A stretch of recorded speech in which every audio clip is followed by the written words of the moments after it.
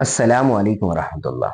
कल शाम में मैं हनुमान सर्कल से गुजर रहा था तो मेरी नजर वहां लहराते हुए तिरंगे पर पड़ी। कुछ पल के लिए मैं वहीं ठहर गया। उस तिरंगे को हवा में लहराते हुए देखकर दिल में एक अजीब सा सुकून और फख्र पैदा हुआ। लेकिन फिर मेरे जहन में एक सवाल आया, आखिर इस तिरंगे को देखकर हमारे दिल में ये जज्बात पैदा क्यों होते हैं? क्या ये सिर्फ एक झंडा है, या इसके हर रंग के पीछे, हर लहर और इस आजाद हवा के हर झोंके के पीछे एक पूरी दास्तान छुपी हुई है? एक ऐसी दास्तान जिसे हासिल करने के लिए हमारे बुजुर्गों ने अपनी जिंदगियां लगा दी। किसी ने जेल की सलाखें देखी, किसी ने अपनी जमीन और माल गंवाया, किसी ने अंग्रेजी हुकूमत के सामने आवाज बुलंद की, और किसी ने इस मुल्क की आजादी के लिए अपनी जान तक कुर्बान कर दी। लेकिन यहाँ पर एक सवाल और बाकी रहता है, इस दास्तान में हमारे मुसलमान बुजुर्ग कहाँ खड़े थे? उनका किरदार क्या था? उन्होंने इस मुल्क की आजादी के लिए क्या किया? किसने आवाज उठाई, किसने तहरीक चलाई, किसने जेलें काटी और किसने अपनी जान की कुर्बानी दी? आज की इस वीडियो का मकसद किसी को छोटा या बड़ा साबित करना नहीं। मकसद सिर्फ इतना है कि हम अपनी तारीख को जानें।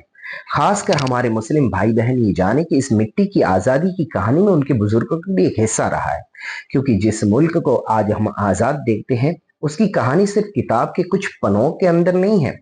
ये कहानी उन लोगों की है जिन्होंने अपने आजाद हिंदुस्तान का ख्वाब देखा था।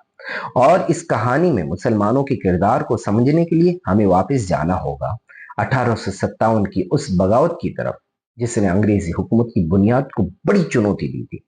तो आइए आज जानते हैं कि हिंदुस्तान की आजादी की इस लंबी जद्दोजहद में मुसलमानों का किरदार आखिर रहा क्या। 1857 की बगावत को हिंदुस्तान की पहली बड़ी आजादी की जंगों में शुमार किया जाता है।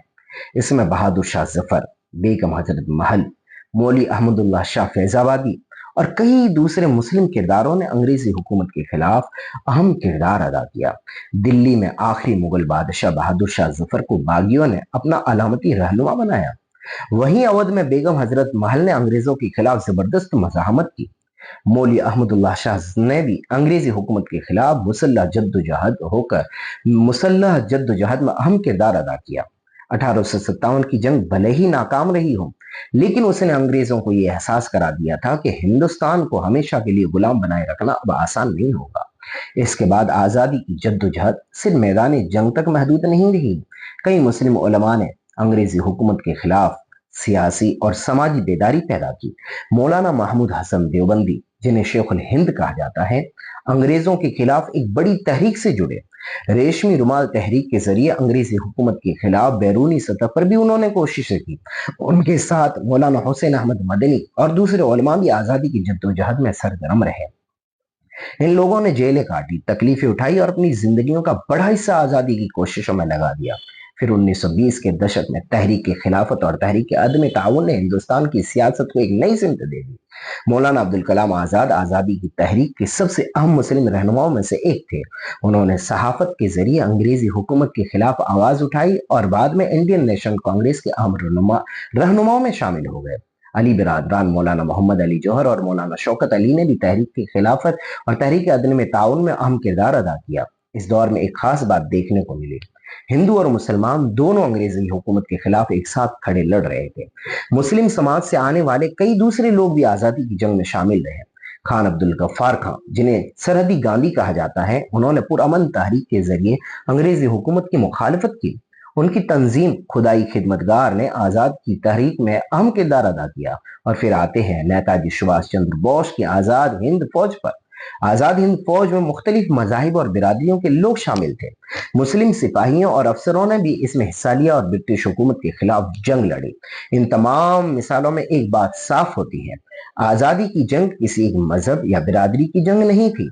ये हिंदुस्तान के लोगों की आजादी की जद्दोजहद और कोशिश थी। तो जब हम हिंदुस्तान की आजादी की कहानी पढ़े तो उसमें मुसलमानों के हिस्से को भी याद रखें।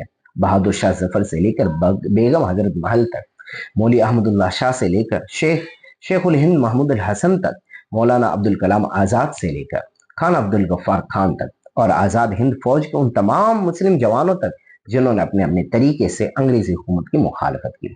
लेकिन एक बात हमेशा याद रखिए, हिंदुस्तान की आजादी किसी एक मजहब की फतह और जीत नहीं थी। ये उन तमाम हिंदुस्तानियों की कुर्बानियों का नतीजा था जिन्होंने आजादी के लिए जद्दोजहद और कोशिश की और अपनी जान की कुर्बानियां दी। इसलिए तारीख को बांट करके नहीं, समझ करके पढ़िए। और अगर आपको लगता है कि नई नस्ल को अपने मुल्क की असली तारीख और आज़ादी की जद्दोजहद के बारे में जानना चाहिए तो इस वीडियो को ज़रूर शेयर कीजिए। अस्सलामु अलैकुम। जय हिंद।